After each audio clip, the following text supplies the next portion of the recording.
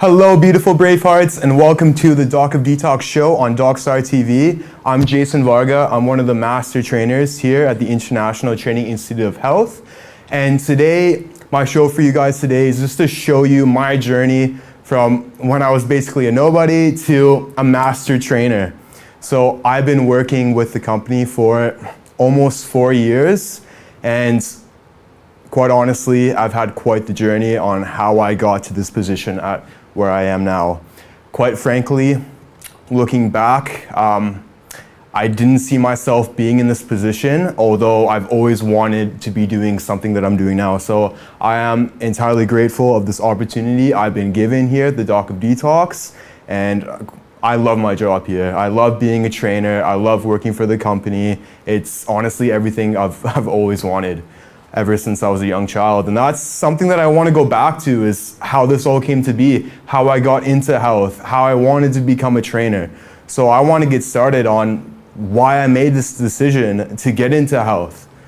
So going back to elementary school, I was a bit heavier, I was a bit chubbier. You could say I was referred to as, the fat kid, the chubby kid. And that does play a role on your confidence growing up. How could it not? And I would always classify myself as a fat kid. And I'd always look up to these influencers that had a good physique, that had a good body. And in my mind, I always wanted to get there. I just never had the strategy on how to get there. And here at the Doc of Detox are all about strategy. What is your strategy? First of all, what is it that you want? What is your desire? If you're not following your desire each and every day, what are you doing? If your heart's not into it 100%, why are you doing it? I understand, you have a job, you've got a mortgage to pay, you have kids, I totally get that. And good for you for hustling and doing what you gotta do, but what is your desire? What is it that you wanna do? That's something that you have to harness deep down and find out. Because if you're not living your desire each and every day, you're living a lie.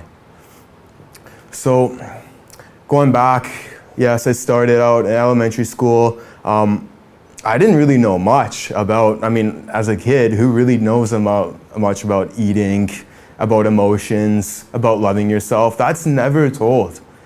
That is something highly dysfunctional about the education system, is that we never talk about these things. It's like a taboo. Why isn't there a course on loving yourself and learning about emotions? Why isn't there a course about how to eat right, how to food combine, hydrating? This is never taught in school, from elementary to high school. It's something that I had to dive externally and find. I had to jump out of the box to find this. And I'm here, I have found it, but I'm continuously searching. So how it really all started was, I was in an accident when I was 12. My father's a truck driver, and I was going with a road trip with him to Edmonton. And I was sleeping in the back of the cab, and I was sleeping at the time, and it was probably 5 o'clock in the morning. It was actually on St. Patrick's Day. So I'm sleeping in the back, my father's driving down the highway, and someone cut him off, and we crashed into the back of this tanker that was parked on the side of the road. I don't remember any of this. I just remember just waking up and seeing the stars. And I just remember, I'm like, why am I missing 2 teeth? And why does every joint on my body hurt? I was so confused as to what happened. And I just remember waking up, and I just see my dad, and he's like, you gotta get out of the truck, we gotta go, this place is gonna blow. So I get up, I get out, and I just remember every part of my body hurting. And from that moment, I've always been going to different physiotherapists, getting massages, trying all these different remedies. And here I am at 12 years old, and where's the direction? And none of these things really helped me. Like, even to this day, I'm still getting non-surgical work done on these old injuries that I have. And it's always those old injuries that come and stab you in the back later on down the road. But it doesn't have to be that way. We just need the techniques and the strategies to implement so we don't have to live with these ailments for the rest of our life. So here I am at 12 and ongoing until the end of, almost to the end of college for me, from 12 up to 20, I'm going to physiotherapists, I'm going to massage therapists, and I'm not really seeing any results. I'm putting the pot on the back burner and I'm bringing it down to a simmer, but I'm not addressing these issues. And if I knew what I know then now, these things could have been irreversible, easy. Because then I was dealing with scar tissue. Now I'm dealing with calcification. So there's this incline of health, or sorry, should I say a decline in health. And that's, in my opinion, no one should have to deal with these injuries. We have the technique. We have the strategies to turn them around. And that's my obligation as a practitioner, to reach out to everyone, to these kids, to these parents, to everyone out there, to show them that we have the techniques needed so you don't have to live in pain. Nobody should be living in pain. Yes, we use pain as a GPS to target where we need to put our focus or where we're unaligned. So we have to use pain. We can't numb it out. I'm 12 years old at the time, and I'm being prescribed these T3 painkillers. I have no idea what this is doing to my gastrointestinal line, what it's doing to my stomach, what it's doing to my large intestine. I have absolutely no idea. I didn't even know what a large intestine really was until college. Like, these are things we need to teach our kids. Like, hello, we need to wake up and start teaching these to our kids, because it is that generation that's going to create the foundation for the next generation. And that's how we evolve. That's how we adapt. I hear it so many times. Our adults are like, I'm not going to have to deal with that when I'm older. It sucks for the younger generation.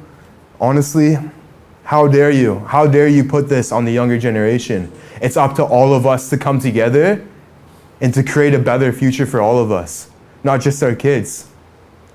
Because we live through our kids. That's our ancestry. We live through our bloodline.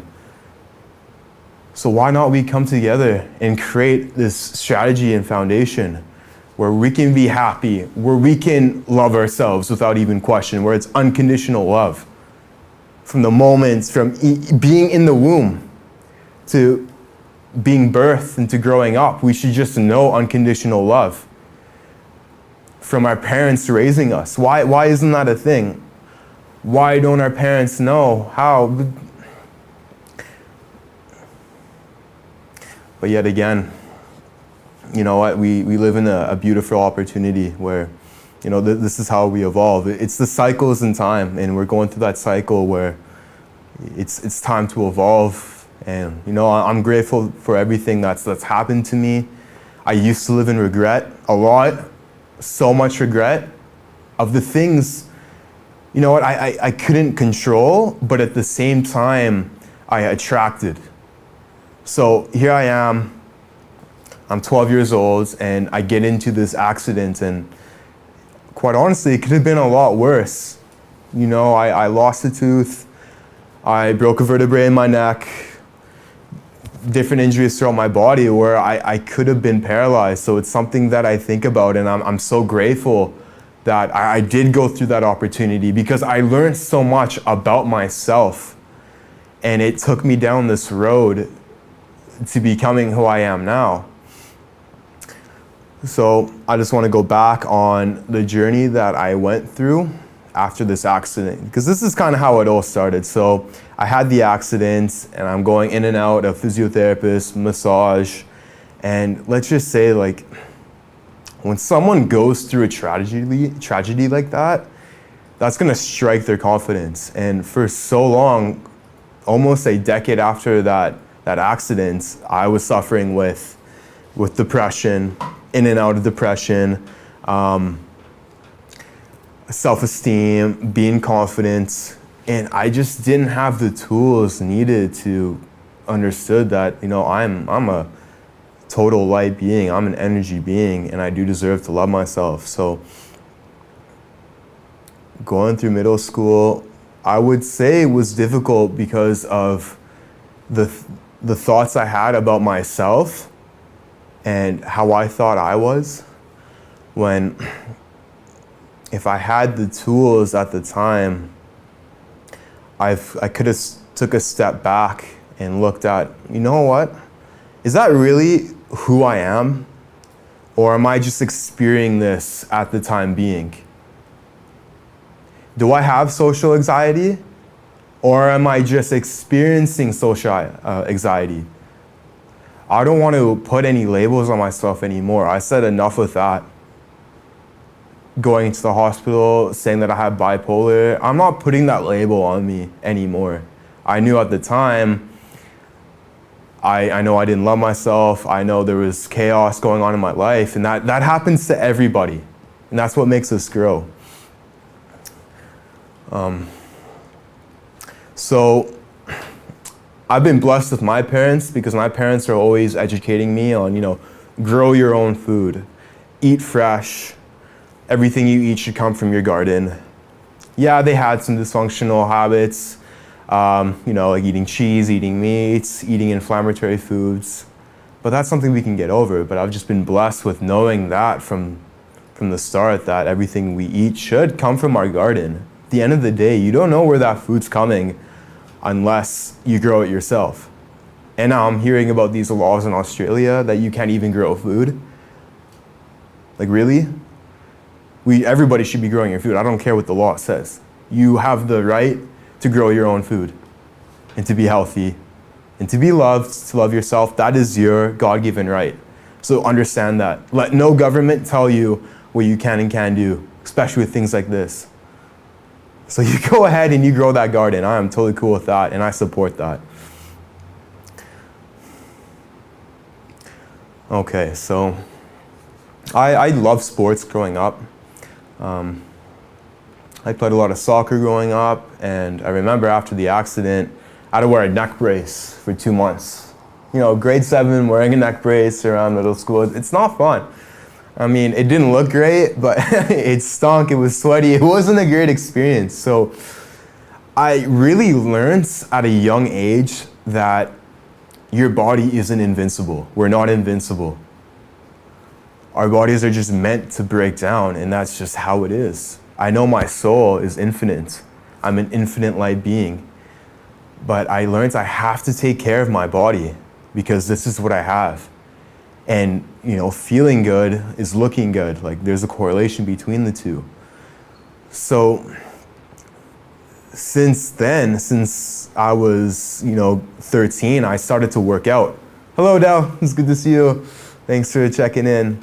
I started to work out. I just went online and I just looked up workouts because I was curious on how to get more muscle tone, how to strengthen myself, because after the accident, I was just so weak that I had to do something. And honestly, at that age, I was sick of looking like crap, not feeling good, not having energy. I wanted to change. I did. So remember that summer, I put in the work. And even though I had these injuries, I still pushed myself, and I learned how to be determined to get myself where I wanted to be. The one thing I was missing was the emotional aspect. Why couldn't I love myself? Well, where did I learn it from? I had a very loving mother and father, but they couldn't entirely love themselves either. So we passed down those habits to the next generation. That's what we call the family curse. So you're a sponge from 0 to 7, and I'm watching my parents, and yeah, they gave me all the love they possibly could, and I am grateful for that because my parents continue to support me. So I'm very grateful for my parents. But still, they couldn't love themselves. So me watching them, how could I love myself? That's a very hard habit to break because not only is it a habit, it became parts of my personality. So that's now part of my personality. That's who I was at the time. And I just remember being very depressed throughout middle school, throughout high school. And It's a program. It was a program to do that. Every time you have a thought, you need to check in with the thought. How is this thought going to benefit me? Is it? Or is it going to make my situation worse? We have to be conscious of our thoughts because our thoughts make and shape you. Every thought you have to be conscious of it. And if you're struggling with this like I was, and I'm still working on it, I'm still working on myself. Because that's what it is to be a master trainer. I'm continuously checking my thoughts and checking my habits. Even right now, where I'm in this show, I'm still thinking about some things I can do better. But I know I'm great already. I just know tomorrow I could do better.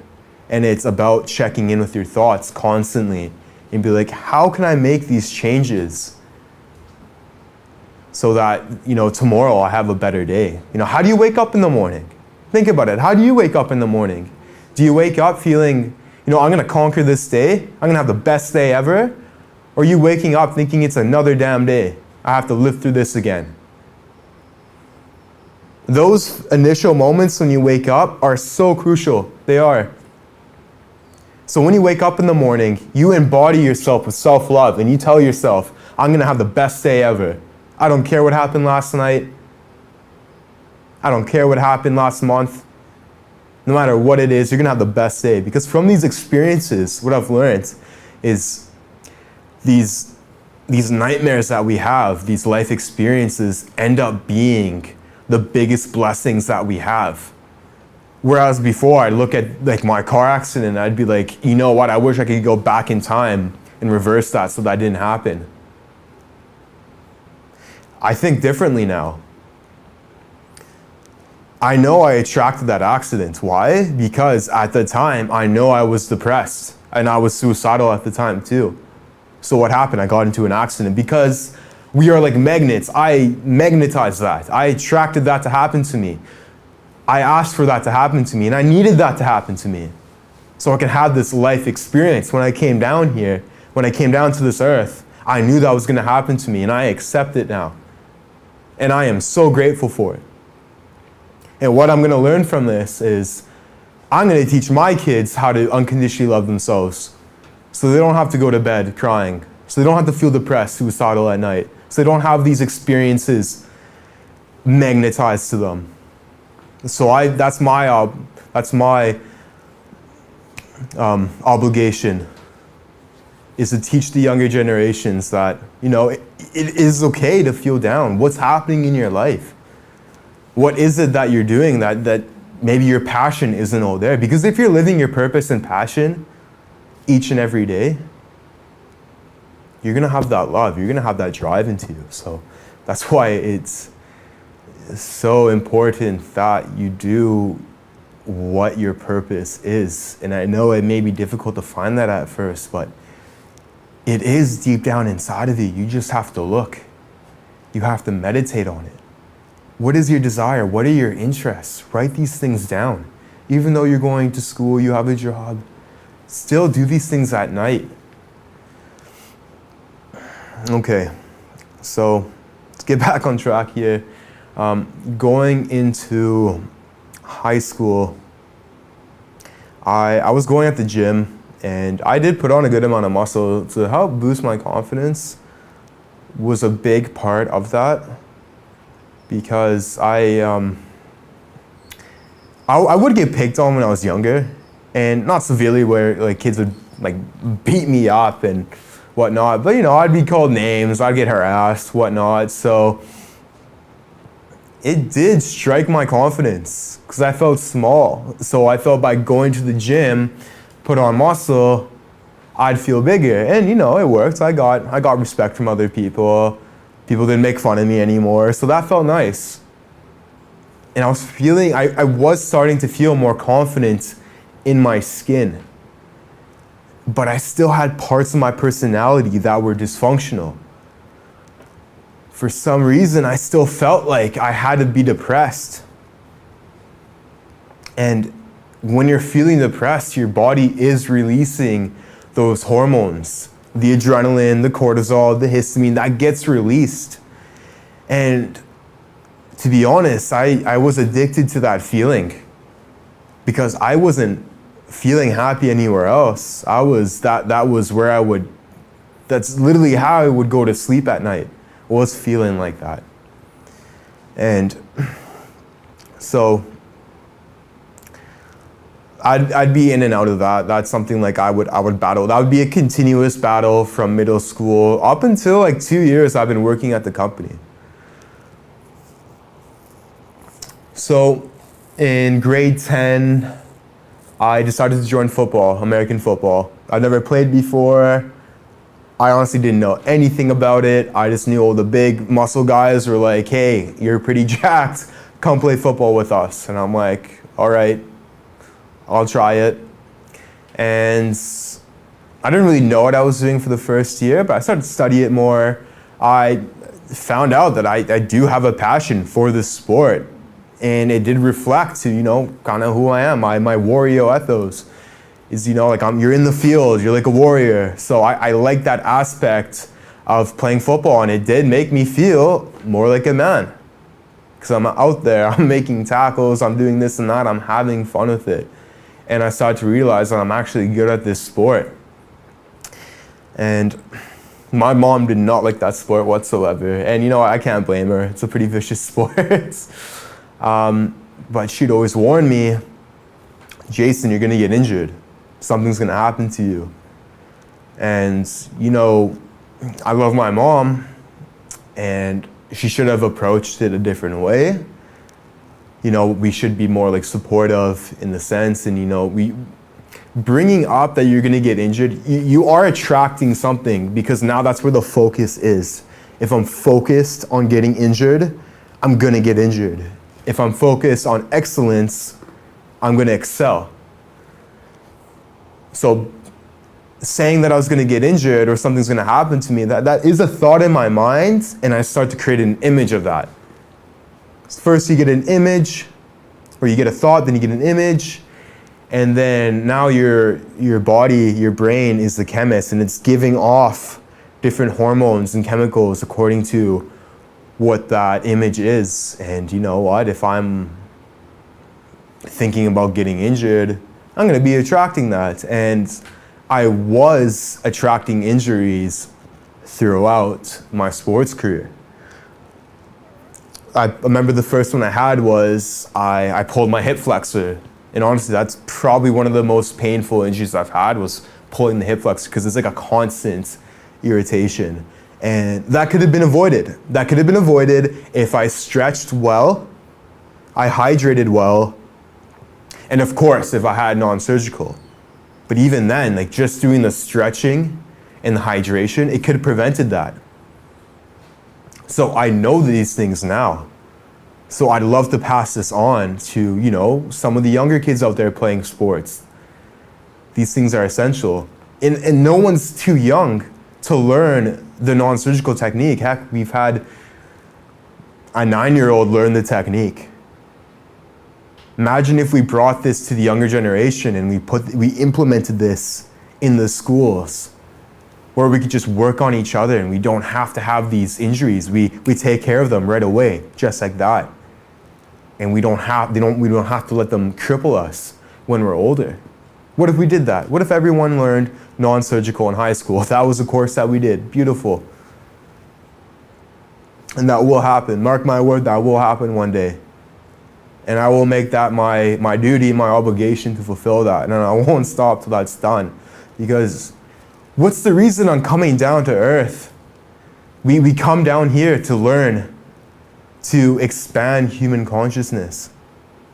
So, just to skip forward a little bit, I had this ultimatum when I was at my darkest moments. I'm a role model to this younger generation. Am I gonna show them that being overweight, being inflamed, walking around with not having a smile on my face, not loving myself is okay? I'm telling the younger generation that that's okay by setting the example. I'm not okay with that. So I have to be the best I can be, because I know I deserve that. But I have to set an example for all these kids out there where their parents aren't setting that example for them anymore. I'm even setting an example for the parents because I have to. Because yes, I can teach the kid what they need to do, but when they go home and then now they're going to a dysfunctional family that shuts them down and says what they're learning about is BS. Well, I say BS to that. That's a dysfunctional belief system. So it really does start with the parents, and with the parents even before they have a kid, because they take up part of our DNA, part of our tissue. They are ourselves. So if we have traumatized selves and we pass that on, that's now in the kid. What if we could learn how to love ourselves, how to eat right, how to bring down our inflammation? We could all learn this as a family. One person can take this home and teach the whole family how to do it. It's so simple. It really is. And growing up, I would always think I was stupid. That was the biggest thing of mine, was I thought I was dumb. And I would compare all the other kids to me, and like they would read faster, they would write quicker, whatever it may be, and I thought I was dumb. The one thing I had that I could remember quite vividly was I would laugh all the time.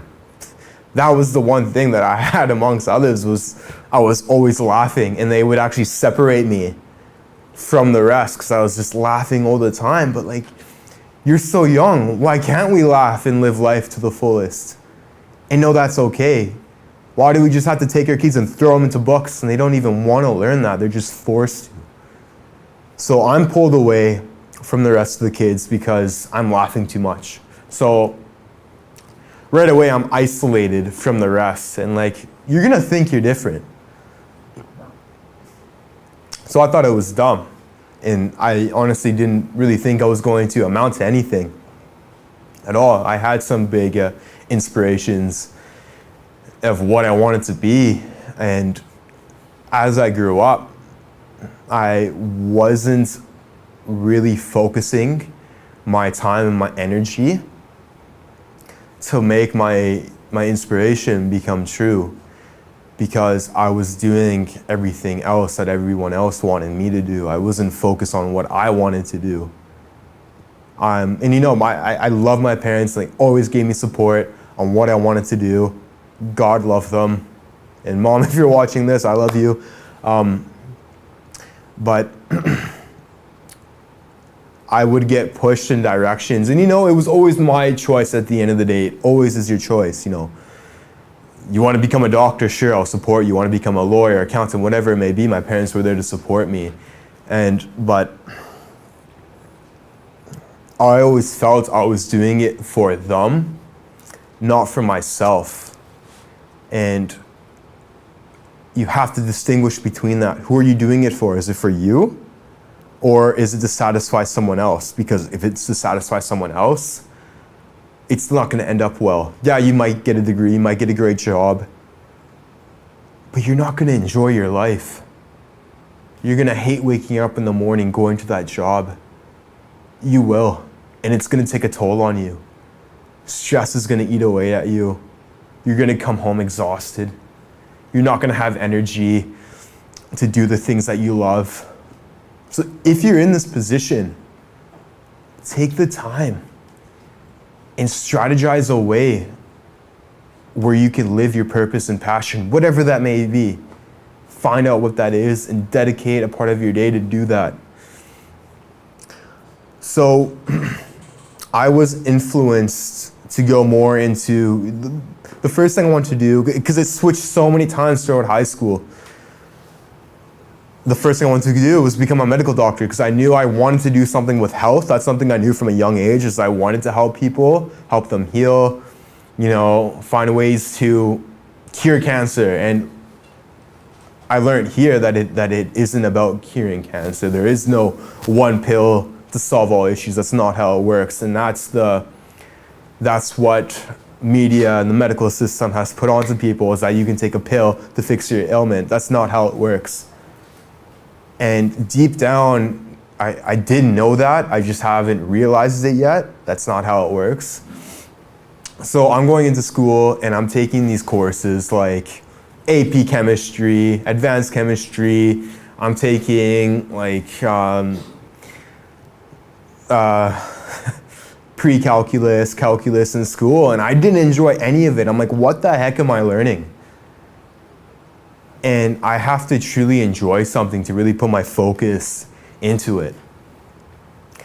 And I couldn't focus on this. Like I was even telling myself I have ADHD. No, that's complete BS. I did not have ADHD. I just wasn't doing something that my purpose and passion was into, and I was not interested in it. End of the line.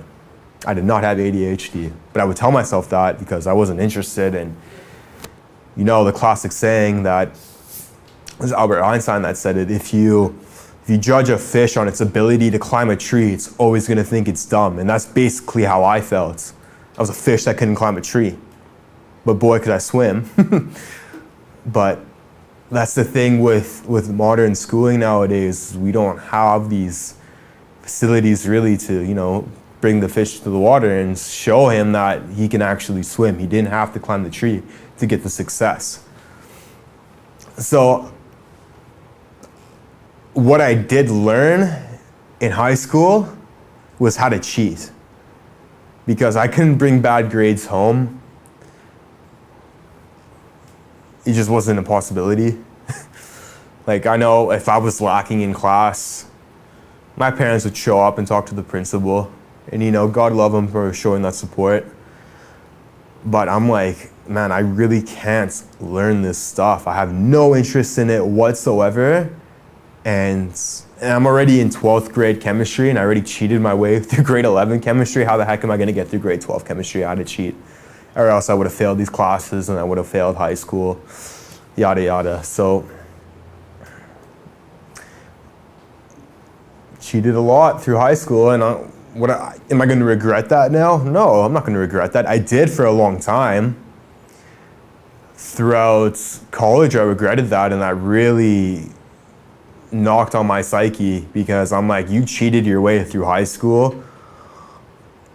You didn't learn any applications. You didn't learn any skills. What the heck are you going to do in the real world? I got really scared. Especially second year in college. Yeah, because it switched. I was going back and forth. First I was going to become a medical doctor. Then I was going to become an engineer. And I'm like, I hate calculus. How am I going to become an engineer? I hate physics. So I actually thought physics was fun, but it got way too intense for me. And I was like, no, I can't become an engineer. And I'm like, I'm decent at math. So I thought. So I'm like, I'm going to pick up accounting. So I spent 2.5 years after high school becoming an accountant, and the whole time, and I can't blame my parents for this because it is not their fault, I have to take responsibility for my own actions. Because my parents did say, what do you want to do and we'll support you. And I'm like, oh, I didn't like doctor, so I didn't like engineer, so next one up, oh, accountant, I'll become an accountant. How about that? Whole time through that, I wasn't doing it for myself. I had some good friends that were great in finance and in investing in stocks and whatnot. I'm like, I can make a lot of money doing this. That's not the purpose. The purpose is not the money. I should be pursuing what I love. And chasing the money, bad idea. Bad idea. Money comes when you put your hearts and energy into something you truly desire. The money will follow. And because it's what you deserve at the end, because it is energy. Money necessarily isn't bad, it's your perspective on it. And it is the poverty consciousness of thinking that you don't deserve it. Well, if you think that, then you don't. But understand that whatever your passion and purpose is, you deserve to do. So I did probably my second year throughout accounting. First year was pretty good, you know, I did quite well on the test. I worked really hard, I studied hard, and but I wasn't learning anything. I was memorizing things because I would reflect. Because you do one course, you do like an intro course in college, and then you go up to like second year. And I'm like looking back and I'm like, I don't remember any of this. Well, how could I? My interest wasn't there. I didn't care about that. So my grades started to fall. I was getting a little anxious, quite anxious actually, and I ended up dropping out. And I'm like, well, I couldn't do that because my parents put a fund together for me to go to school, and I was blessed for that. But because that fund was created, it was like I had to go to school. I had to use that. That was the belief at the time, was I had to use the money. So like I have to do something with it. So I was like, if I stay in school and I fail, like I'm wasting my parents' money. So like I started to feel guilty about that too. And I did fall into a deep depression from when I was like 19 to 21. I would say was the darkest point of my life. Because like throughout high school, I was like in and out, like anxious, depression, but this was more severe. Like I was depressed, I was suicidal, and I got scared for my future because I'm like, what am I gonna be? What am I gonna do with my life? I never really pursued health, and that at the end of the day was deep down in my heart. Like on my spare time, I would look into things like fasting. When I was 19 is when I read my first book, How to Eat to Live by Elijah Muhammad, and that just changed my philosophy on food and how we actually, nowadays we live to eat instead of eating to live. That's something we really need to change. Is like, are you living your day to eat, or do you eat to support your lifestyle? So I learned, even before I started working here at 19, I was learning about the importance of fasting, not only intermittent fasting, but extended water fasting. And that's why when I started with the company, it was a good blend because I already had an idea about fasting. But anyway, so I did learn about that when I was 19, and I applied it. I got great results, and I got to my top physique, and I felt really good, but I'm like, I didn't know how to pursue that. Something in me didn't want me to go to a naturopathic school, because I still felt like it was medical, and I didn't feel like I felt like I was learning more by reading and by going on the internet. So why would I go to school? And that didn't seem so promising at the time, so I never pursued it. So I kind of threw that in the garbage and just left it alone. So yeah, I fell in a deep depression, and I completely just threw away what I learned about eating right and fasting and hydrating, and I turned to food. That was never I never really got into alcohol or like smoking too much. It was the food that was my biggest Achilles heel. You know, I would just eat my emotions away, and I gained weight so quick. I was 175 pounds, and then in a matter of not even 6 months, I was 245 pounds.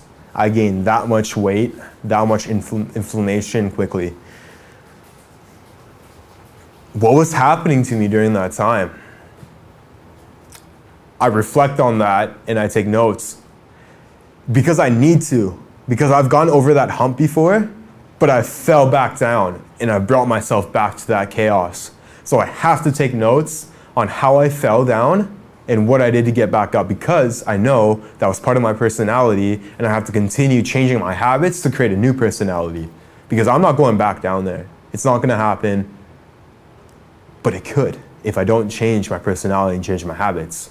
That's the thing I didn't learn. So I was constantly comparing my life to other people's life on social media. I would spend a lot of the time just scrolling, look at everyone's fabulous life when it really is a lie. People do glamorize their life to make it look better than it really is. So I just thought I thought it was a screw up. I thought it was a screw up. I thought it was stupid. I thought I would never amount to anything. And I thought eventually I was going to end up homeless. And that was probably a big fear of mine, is I thought I was going to end up homeless because I've got nothing going for me. I can't do anything. I had no energy to do anything. Even though like now, I do practice the common saying where it's, if you're going to be a sweeper, be the best damn sweeper. And I kind of lost that motive because I didn't have a purpose anymore. I'm like, what's my purpose here? I just wanted to die. That was my thinking. That was what was on my mind. Every waking moment was, I don't even want to be here anymore. I just want to be dead. And so like I would look forward to going and sleeping because it was a break from that chaos in my mind.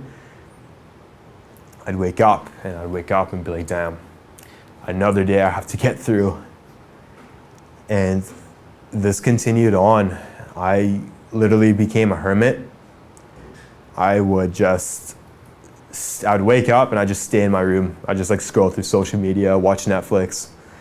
And I knew that I was wasting my life away, but I didn't know what to do.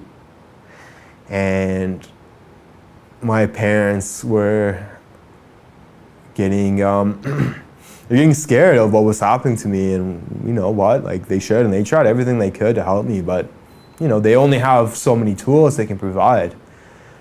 And it came to a point where like I went mute.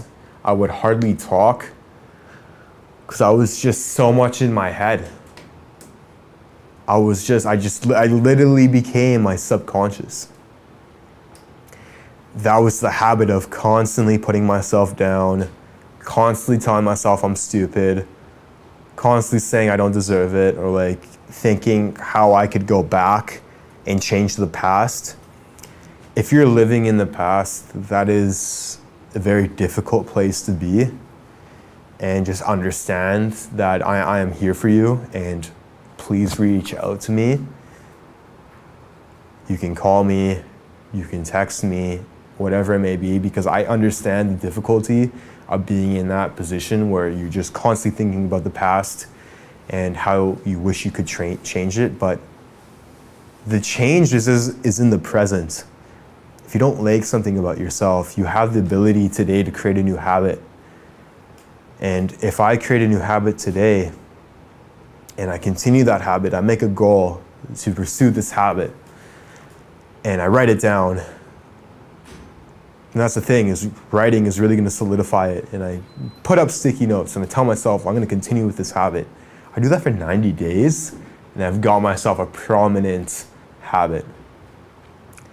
I continue that for a year, 2 years, and you shaped a new personality. But I didn't know that at the time. If we were given these tools at a young age, that's the thing, I know these things now, so I can pass them down to the younger generation so that they don't have to go through this. Yeah, it was a blessing for me to go through these dark times, but I could teach this lesson to the younger generation so they don't have to go through that, because no one should. It is dysfunctional that someone has to go through that. But going down to those deepest pits of my life, I found hell to find heaven, necessarily. At the darkest moments of my life, I did start to find myself, because you're basically at ground zero. It's like, where do you go from here? I tried that, didn't work. Tried this, hated it. And I was blessed because I knew of Dr. Darrell Wolfe when I was younger. My sister Juliana, is good friends with Dr. Wolfe's daughter, Genevieve. And I knew the family from like when I was 10, and I hung out with Sage. We're really good friends now, but I kind of just knew them. And then they moved to Panama, so I lost connections with them. And then me and Sage reconnected when I was 19. I'm like, hey, how you doing on social media? And we clicked, and he told me what he was doing, and I was like, I had no idea what it was. I'm like, non-surgical, what? Scar tissue, calcium, what the heck is that? I had no idea about it. And I suffered from a lot of that. Because playing football, I tore my ACL, my injuries from my car accidents, other face traumas that I've had, whatnot. Like I've had scar tissue crystallization and calcium, but I had no idea. They never tell you any of this. When I went for surgery, they never said I was gonna have scar tissue and calcium. So he told me about that, and I'm like, whoa. Is this something I want to do?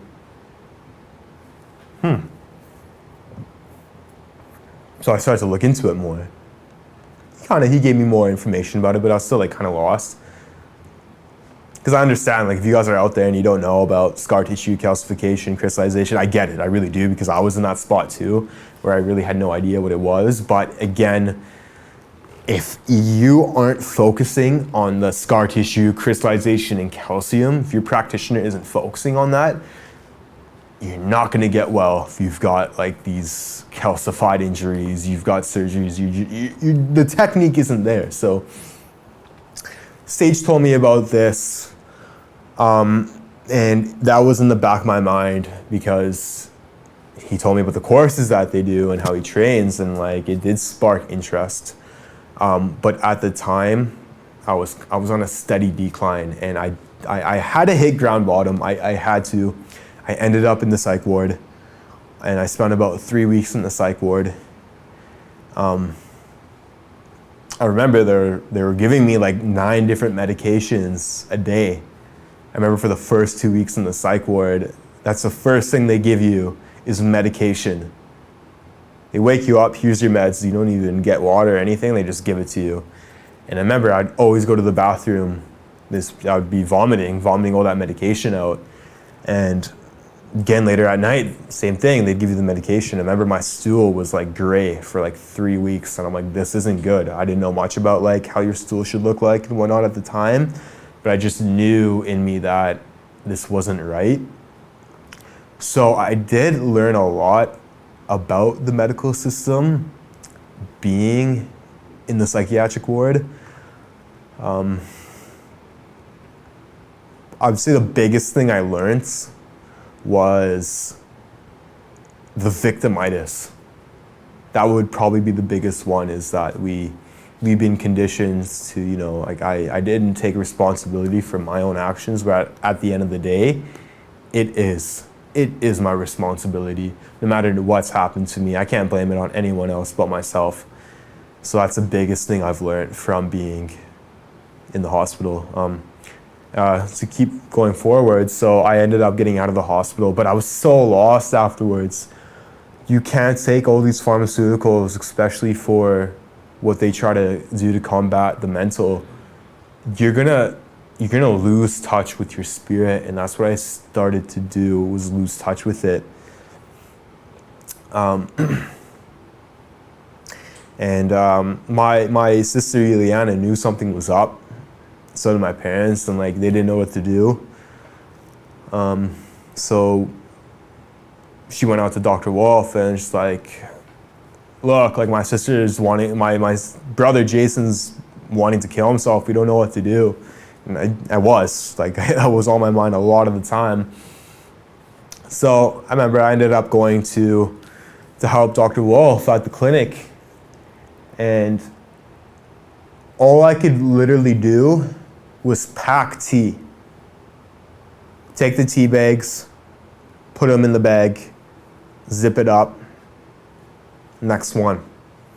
That's all I could do, because I didn't have any worth. I didn't think I was able to do anything. So that's all I did. And I did that for a couple months. And I took the course because when Dr. Wolfe saw me after all these years, the first thing he said is like, you look like you can do non-surgical. And I'm like, huh, really? He thinks something of me. I'm like, he thinks I could do something. And I was like blown away. And I'm like, you think I could do that? But I didn't really say anything. I kind of just like nod my head. And it was that following week that they ended up having a course. So Dr. Wolfe was like, look, I'm having this course. Would you like to take it? And there was two things going on in my mind. The one was, no, you're a screw up and you should just kill yourself.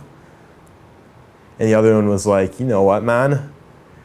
This is the opportunity you've always been looking for deep down.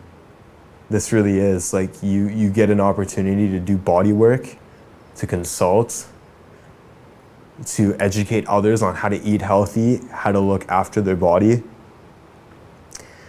So I ended up going into it, and honestly, like that's the importance of taking the course multiple times. Like I do recommend you take it 3 times. I do. Like if you're out there and you're taking it once, you know what? It's repetition at the end of the day. And you can take the course once and feel great.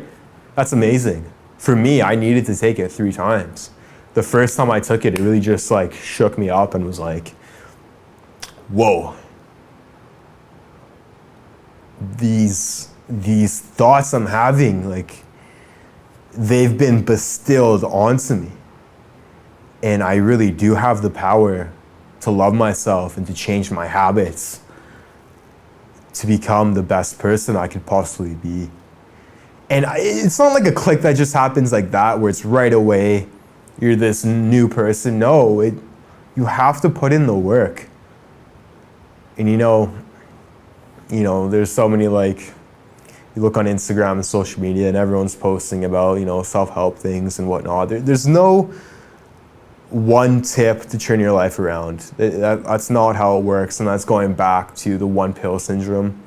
There's not one thing that you can do. It's being consistent, doing what you love, taking care of yourself, eating right, meditating, things like that, and being consistent is what's really going to get you to where you want to be. Taking massive personal action it's essential.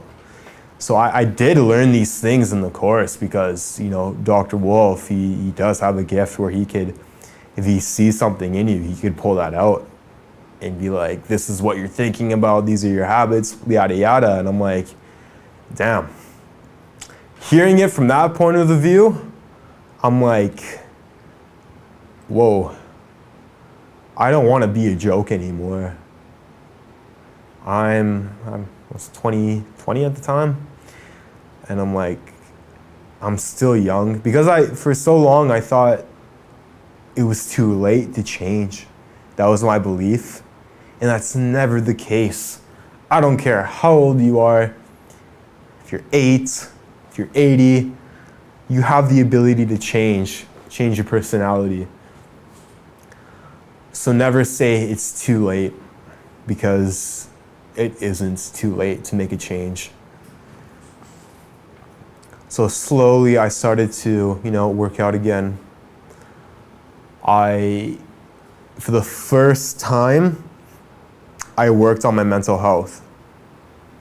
I started to check my thoughts, with the love band. Like, I'd honestly say, like, this thing did help save my life, because I was snapping this thing like crazy, man.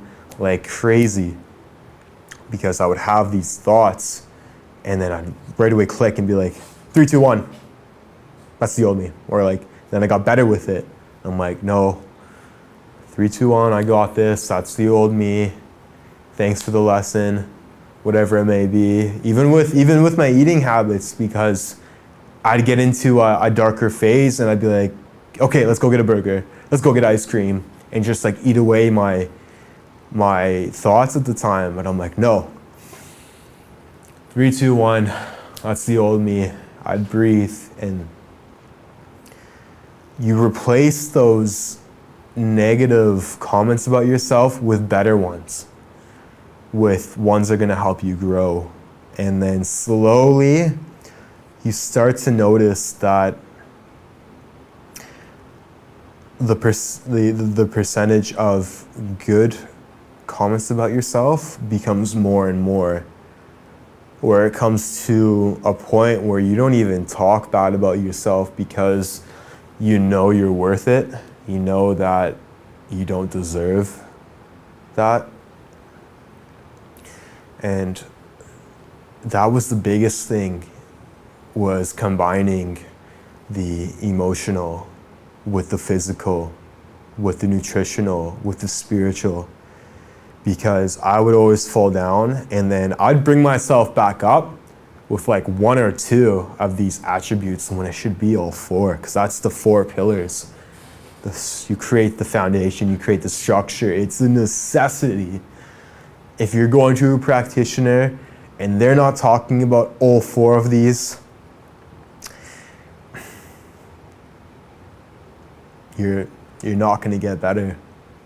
Because I've tried so many ones of those. You have to implement all of them. You have to create that structure and that foundation. And you can't build a house or whatnot with 2 beams. You need all of them. And then you can grow from there. So putting all these together really solidified the foundation. And the big one for me was, that was a big reason why I would hide away and hermit, is I knew that I was a role model to kids, and I didn't want to let them see me like that. I didn't want to let my family see me like that. I had friends that knew me as being fit, see me at like my worst, being 245 pounds. I didn't want to see that. So for basically 2 years, I locked myself out, where there was even rumors going around that I died. There was even, like at the church, there was, I forget what you call it, but where it says like rest in peace, and there was a rest in peace to Jason Varga, and it was like, it was basically like I died. I had friends messaging me like, yo bro, are you alive? Like, are you okay? And I'm like, yeah, I'm good, I'm alive. But I didn't show my face for like 2 years. And then when I started to put these together, I regained that confidence, because I knew I was finally doing something that I loved, where I woke up in the morning and I'm like, yes, let's do this. Or when I studied, I'm like, this is applicable. I can actually use this in my everyday life. I'm not just learning calculus, where there was literally no point in me learning. When am I ever going to use that? No, these things that I'm learning now, I'm always applying it. Everything I've learned from, the whole life coach course, to taking on non-surgical, from getting into the thermography, everything that I've been learning, I've been applying. There's not one thing that I haven't learned here that I haven't applied. Everything it's like I'm so eager to keep learning, because I want to continue to help people. And I just want to keep passing this on to others so they can do the same. Like, we can't just be a one-man army. I know we're not one person here, but like, we can't just be a small group. And that's why like our philosophy is on training, because we want to, yes, you can come for treatments and that's great, but we want to train you so you can take this home. And like, you can teach your kids, you can teach your parents on how to work with scar tissue, crystallization, calcification, and teach them about the motions. Teach them about nutrition. This is something that should be essential, and it's not. Why? Why isn't it essential? We, as a society, our focus is honestly a lot of revolved around like, it's revolved around money and greed. And everything I'm learning, I want to pass on to you so you can grow and you can earn an income where you don't have to, prioritize certain things before your health. Like, that shouldn't be a thing. Like, we should prioritize our health first and foremost and not have a deficit from it. And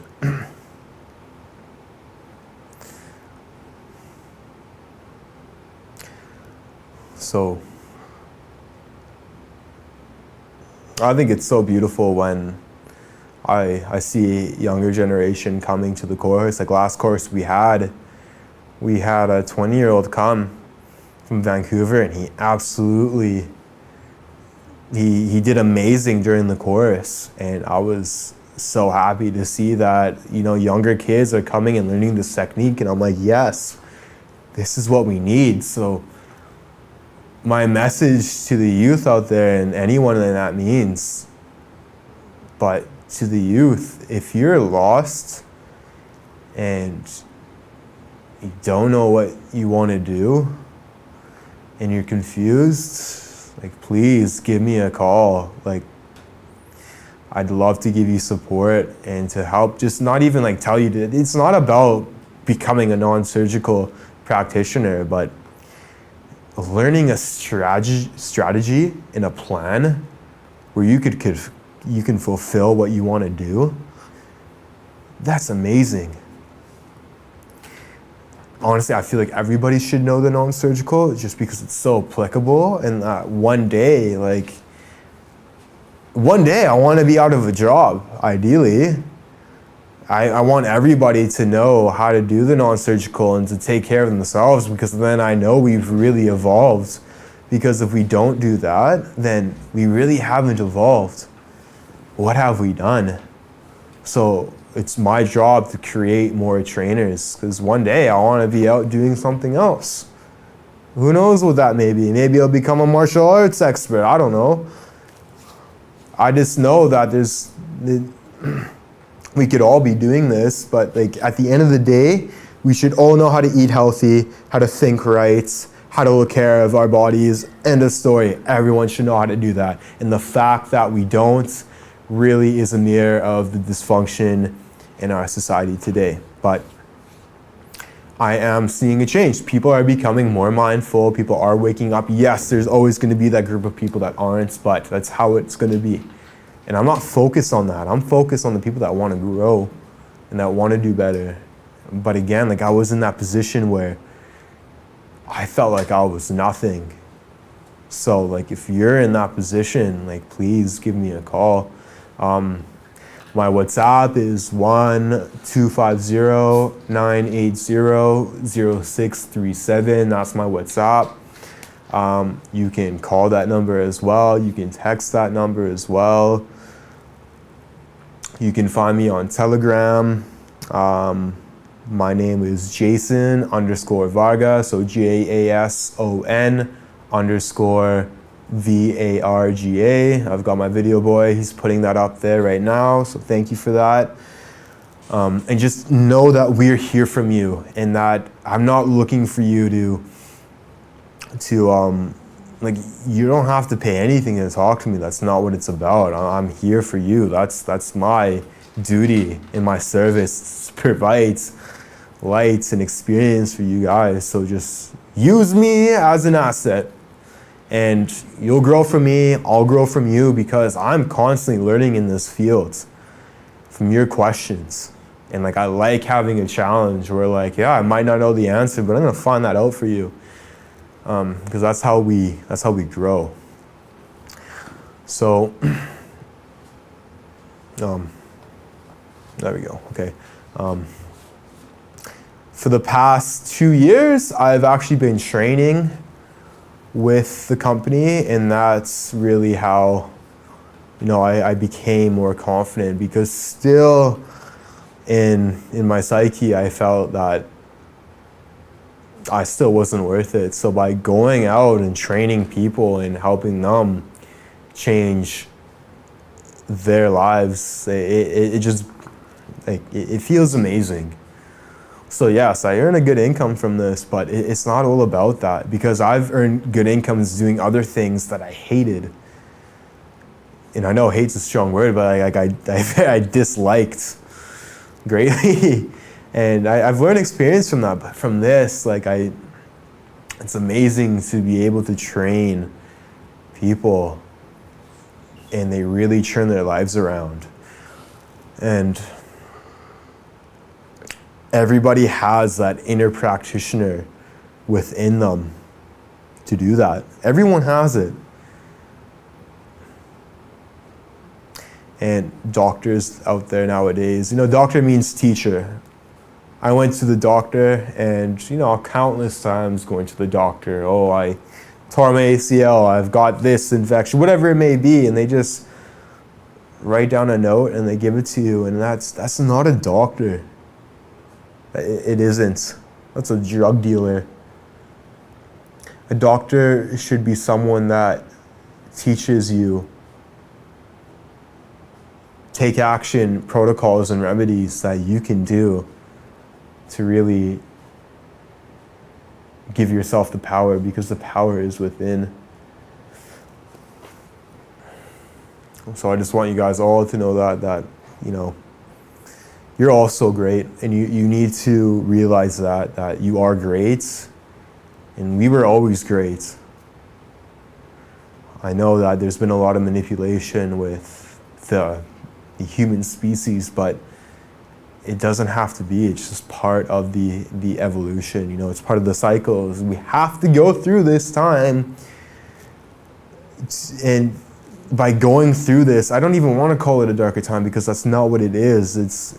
We are going through a growth period right now, and so much beautiful is coming out of this. So if you're out there and you're feeling depressed or lonely, whatever it may be, from this time, use it as an asset. You have this time now to focus on something that you desire, but you've never really put your energy towards. So take that hour out of the day and research something that you're into. Keep doing that. Keep doing that. Keep fulfilling yourselves with things that you're interested into.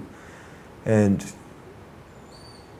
one day you'll get there, and you just keep making the steps on the way. And for people that have been doing things that they're interested into, but they haven't got going yet, just get started. Put videos out there. Like I'm doing this here, and it did take a lot of courage for me to finally get up and do a video. Like I've been working for the company for 4 years, and the first video I've done by myself.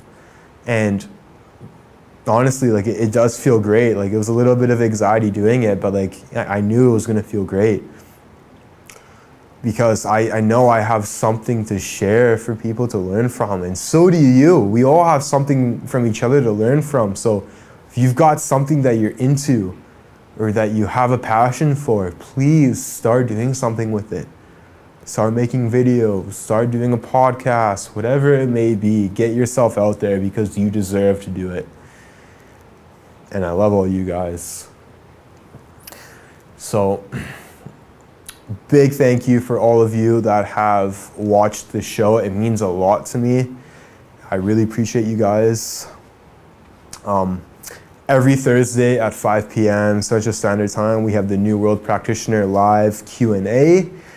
We will discuss about certifications, online trainings, personal one-on-one trainings, healing and treating protocols. So any questions that you guys have whatsoever, whether it's training, whether it's like, can I do this? I've never done anything like this before. When are the dates? Whatever it may be, this is the one for you guys. So Thursday at 5 p.m. Central Standard Time, we do this every Thursday. So that's for you guys. We are on Rumble, Facebook, YouTube, and Telegram, so please check us out. You can find plenty of information on braveheartnation.com. I also recommend you go to check out our library. There's so much information on our library. You can honestly You can become a professional really by going on our library and just taking that thing apart. So you go to itioh.com/library. It is free access to you guys, so please utilize this. Because like if I had something like the 12 loving steps when I was at my darkest moments, that would have helped. It would have. Printed them out, put them in my face, so that's all I see. So utilize that library. We have the master classes on there too, and I'll give you guys the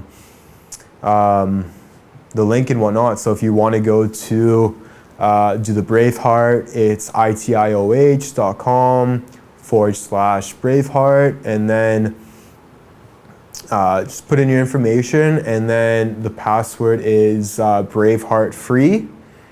And then if you guys want to do our A to Z Wellness Masterclass, that is a fantastic video. It's countless hours of going from the top of the head down to the bottom, and we discuss different conditions. We discuss what the medical system does for them, what we can do. So lots of information on that. So you go to itioh.com/masterclass, and then the code for that one is WOLFE Non-SURGICAL, and please use them, guys. If when you're in the masterclass and you scroll down to the bottom, you're gonna see the Become Number One at the Art of Number Two amazing masterclass. So please check that out. Our upcoming courses is gonna be in Texas. So it's gonna be in McKinley, Texas, and it's gonna be starting with the Whole Life Coach course is August 25th to September 2nd. And the non-surgical is September 4th to September 15th. So altogether, it's August 25th to September 15th. I apologize, I won't be in this one. I know I'm actually gonna be traveling in Europe, but I would love to go to Texas. But anyways, Sage, our brilliant master trainer, will be teaching that one. He has so much for you guys to learn from. I am learning so much from him each and every day when I train from him. So you guys are learning a lot if you go and take a course with him. So again, August 25th to September 15th. We're actually gonna be having one in Canada too. So for all your Canadians up there, woohoo. Whole Life Coach course in Barrie, Ontario is September 24th to October 2nd. That's a Whole Life Coach course. And then the WOLFE Non-Surgical is October 4th to October 15th. So altogether, if you want to do the New World Practitioner, it's September 24th to October 15th. All right. Okay. So those are the courses. And then we have another one for Ixtapa, Mexico. So if you want to come down to the World Training and Healing Facility, that's going to be here in Ixtapa. New World Practitioner Certification. So Whole Life Coach course is going to be October 10th to October 18th. And then the WOLFE Non-Surgical is going to be October 21st to November 1st. So October 10th to November 1st if you guys want to do the whole New World Practitioner Certification. And guys, if you guys are thinking about it and you're hesitant on it, give me a call. Give Dr. Wolf a call. Show up on our video. Ask questions. We'd love to have you guys at this training. We have so much fun in these trainings. You learn a lot. You really learn a diverse amount of everything. It's not just about nutrition. It's not just about the emotional. Like you learn a foundation of what it is to really live a happy and authentic life. Being authentic is so important. So thank you guys again for coming on this show. It means so much to me. And you just have the most wonderful rest of your day. And thank you so much from the bottom of my heart. Until next time. Take care for now.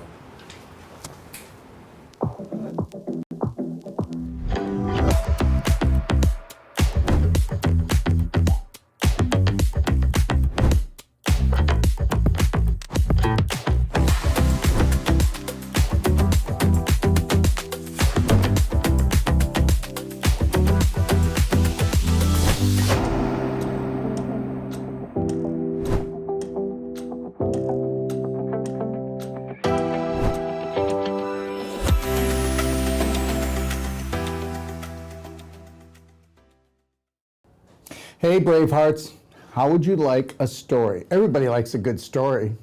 So I'm going to tell you a little story, and then I'm going to play you a little song. And this song is called Milk the Monkey. Now, here's the deal.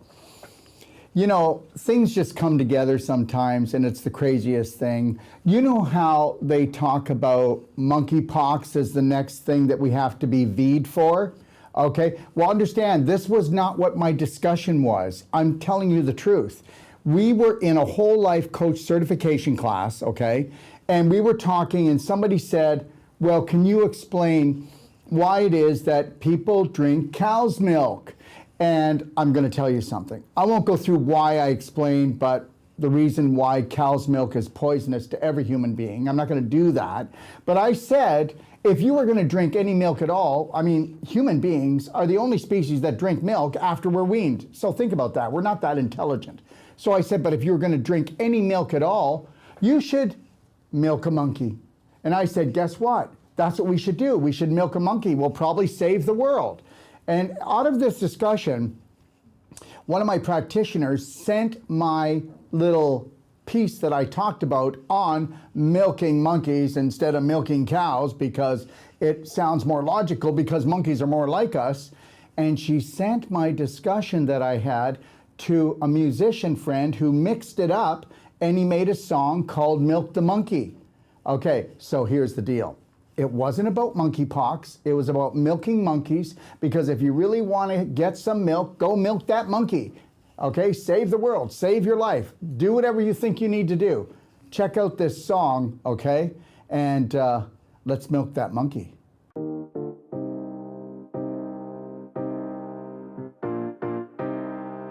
Monkeys are more related to humans, so we should start milking monkeys.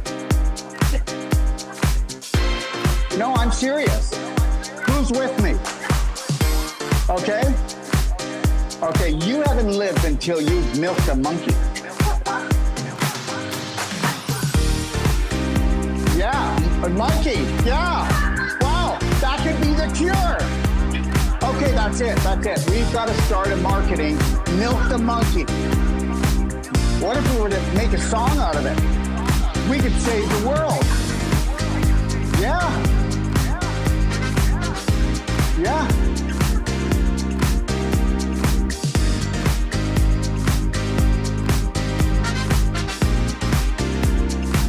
No, I'm serious. Who's with me? Okay? Okay, you haven't lived until you've milked a monkey. Yeah, a monkey. Yeah. Wow, that could be the cure. Okay, that's it. We've got to start a marketing, milk the monkey. What if we were to make a song out of it? We could save the world. Yeah. Yeah.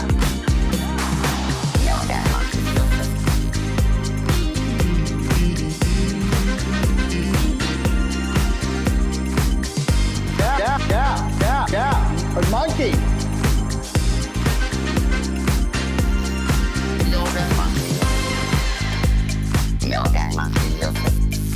Yeah, a monkey.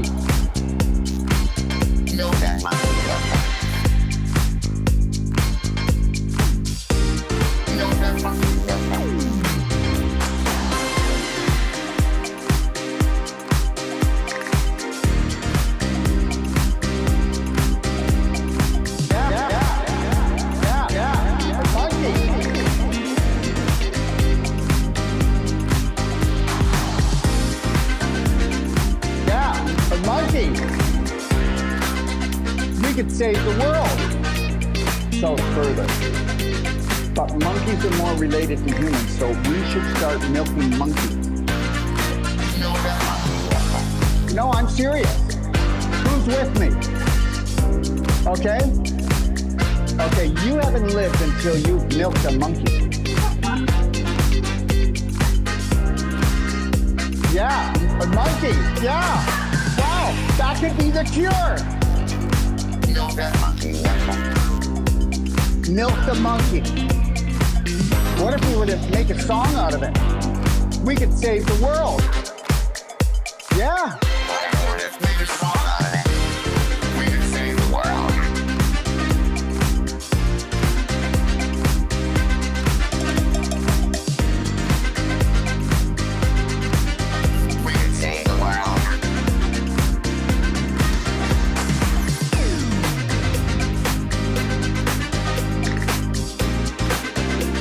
the monkey. What if we were to make a song out of it? We could save the world. Yeah. Milk the monkey.